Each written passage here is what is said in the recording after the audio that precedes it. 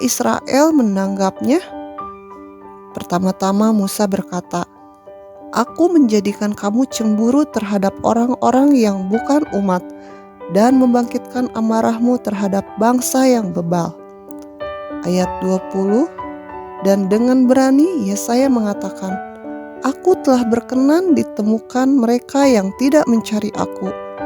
Aku telah menampakkan diri kepada mereka yang tidak menanyakan aku." Ayat 21, tetapi tentang Israel ia berkata, "Sepanjang hari aku telah mengulurkan tanganku kepada bangsa yang tidak taat dan yang membantah."